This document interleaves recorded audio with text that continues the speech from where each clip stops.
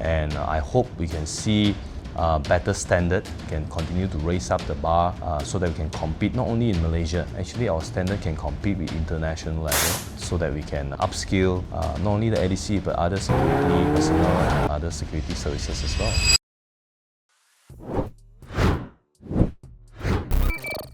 My name is Patrick. I come from a small town in Bidor. It all started where my house got break in. My dad had no choice to defend ourselves. When we moved to another house, there's another armed robbery. I was brought up in an environment where security is very, very important. After I graduated from my university, I attended a military training. Then we joined this training for about 1 year. Then I got deployed into a public listed company with a 70 billion market capitalization under Tan Sri Chai for about 7 years. I've been frequent in forum setting until frontline context. We are planning and we are aspired to bring up the next generation of elite assistant, and we call it as ARMSTEL. ADC stands for Aide-de-Camp. It's rooted from a French word. Aide means assistant, camp means campsite. It's all started from King Louis XV, and it helped them to build the kingdom and the empire back then. Until now, a lot of high-ranking military officer and also from the government sector, they still have ADC that assisting them. ARMSTEL is so far is the only platform that training ADC from private sector.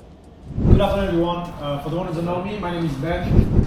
So I'm Ben Ziad. I'm from Belgium. I'm 41 years old. I've been in Siam, Malaysia now for 13 years. I'm a self-defense instructor, so we teach people how to face violence. We offer them the tools to understand how things work in the street when diplomacy has failed and your only option is to fight back.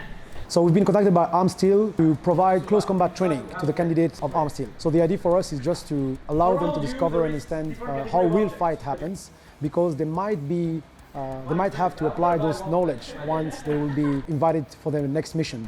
So we offer them close combat training, fighting skills, control training. We expose them to weapon training, VIP protections, and we offer them a good introduction to actually a lot of options. I still have my prey guard position. If you go to my neck, I will have no choice.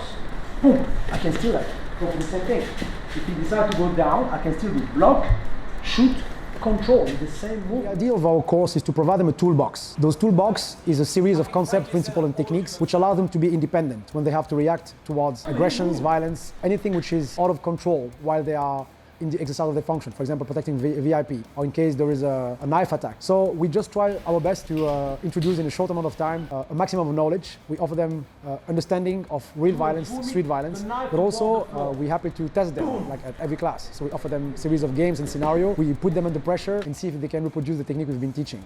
So globally, they learn countermeasure in case of real world aggressions. Most of you were holding the blade on what you call a normal grip, like blade pointing up. Why? Because that gives you the most versatility. It will be nice for them to have some options, So what they have learned here could be first a good introduction for themselves, to protect themselves, to have an option in case of a knife assault. But not only that, in case they have to protect someone, at least they will have options. They will know that bare hand versus knife is a terrible place to be, but they have some training. They are simply increasing the chance not only to protect themselves, the beloved one, but also the VIP they have to protect in the future. My hands are here by mistake or by stress, I realize. Then blade is inside. I just, okay, I'm sorry, so look, I'll give you whatever I want. Please, I have kids, sir, I have kids. So what? One, and just down. My knee on his arms. Do not let him fall on your leg. Your feet should be next to his feet. If you keep the leg in and he falls, he might dislocate your knee. So no, they don't learn to master any weapons, but what you're going to make from them is jack of all trades. We expose them to punch, knife training, stick training. People in the street use any type of object.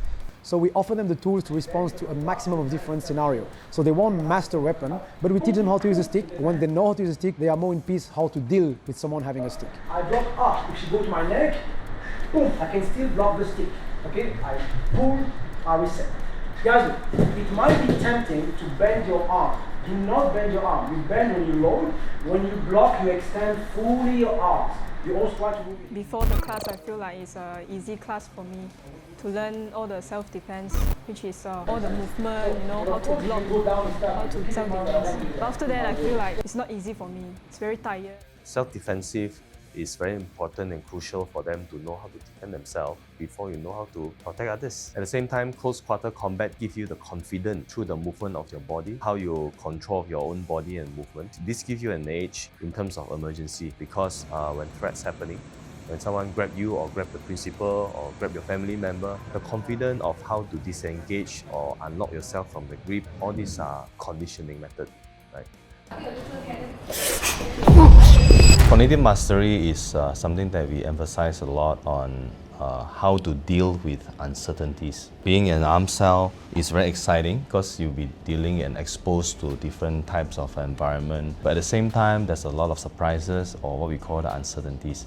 So cognitive mastery is about being composed when you're being stressed and when you're dealing with uncertainty. How do you remain composed? This is something that we've been struggling. This is something we've been trying to train everyone to perform well under stress, and it is on a daily basis that we challenge them every day to build the resilience of their emotion and also their cognitive part. The main is about the brain. The main is about how you think, and the growth mindset is just part of it, but the main one is to how to expand the cognitive mastery, how to control the brain, because everything comes from... Cognitive mastery is something very challenging, but there's a massive value if you're able to add value on this part. The cost outcome is definitely, other than they are being confident, they are being self-disciplined, at the same time, they can be fearless with the right direction. They shouldn't be fearful about accepting challenge that they can bring them to another horizon, whether in their career or in their life journey. We are not looking at doing everything perfectly. We are not looking for perfectionists. We never ask for perfect, right? We only receive feedback that they are disappointed in themselves because they want to get it perfect. But we are not asking for that. We just want how much of improvement. We are not expecting you to become superhuman, to become super ADC, super ARMSTEL in 1 day or 2 days. Yeah, maybe we expect it in 6 months' time. We hope that will happen miraculously, but we know that it's not going to happen. One of the things that we emphasize a lot on cognitive mastery is how to do their reflection. So in future, there will be chances that they meet people from different countries, political leader, business leader, celebrity. There will be a lot of chances that once in a lifetime. But if they are not taking the opportunity to learn from it through reflection, then it will be a waste. Then why not we send someone that is able to grab this opportunity and treasure and appreciate and learn something out of it?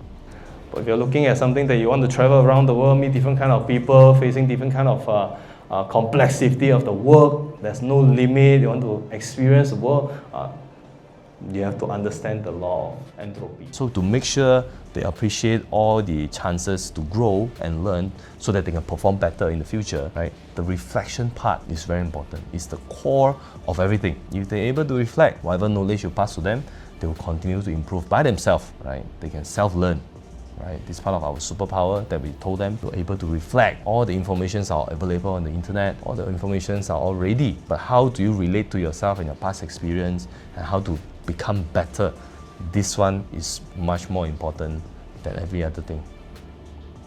Yeah.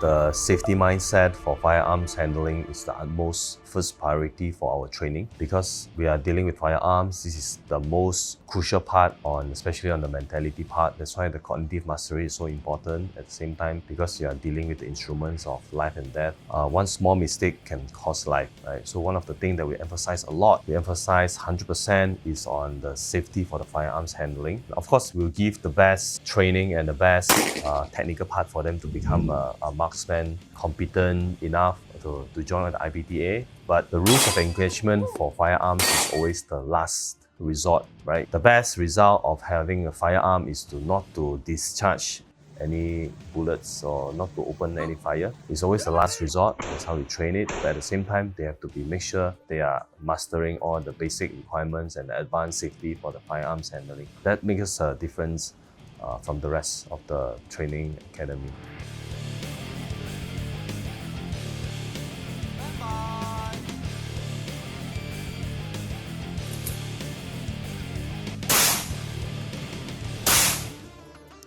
Examination, first of all, and they have to make sure they go through the examination from the local authority as well. So they have to go through the police side on the interview. So we follow all the rules and regulations. They have to be clean of any criminal records in the police station, and that's why we have our duty on all our candidates. So definitely, yes, we have internal and also external requirement or the examination. Most of them will be carrying sidearms. They won't be carrying any of the big rifle that you all seen in the movie, handling with terrorists. No, mostly will be the small sidearms, which is good enough for their duty.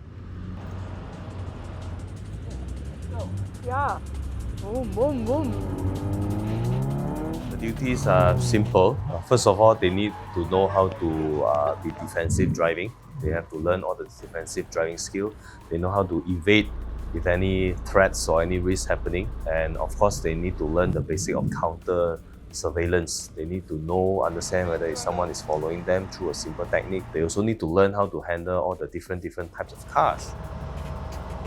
I will be doing the defensive driving or driving skill program for ARMSTEL, and basically I'm the chief instructor for it. In terms of setups like this, it will be at a later stage in order to evaluate whether participants are driving correctly, enable them to be in control of the car as well as being safe.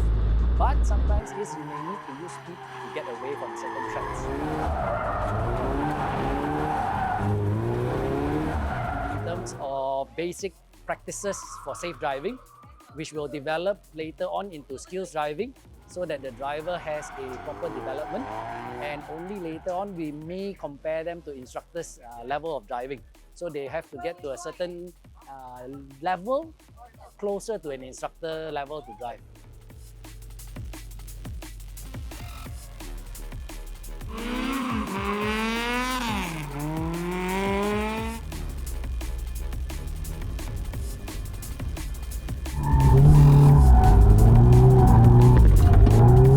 Basically, I think the participants are looking forward to the program. I think they will have a lot to learn because we are all Malaysian drivers having all the bad habits. So it's a lot to change, a lot to learn, a lot to practice over time. Most importantly, they have to learn how to, except for the security part. Of course, one of the highest fatality rate in Malaysia is due to car accident. They have to be very careful following the strict rules on how to handle the car, how to drive, turning the signals, 5 seconds before you make the turn, distance between one car, especially when there's a heavy truck, lorries, there's front and behind. All those are the basic requirements. Only they have to control, they know how to control. Control, I mean how you control the car movement through the pedaling, through the throttle, through the brake. At the same time, they also need to be able to anticipate, which is you need to anticipate what's going to happen next. At the same time, have to adapt if any threats or any danger. They have to be able to adapt. So mostly it will be concluded by these three: control, anticipate, and adapt.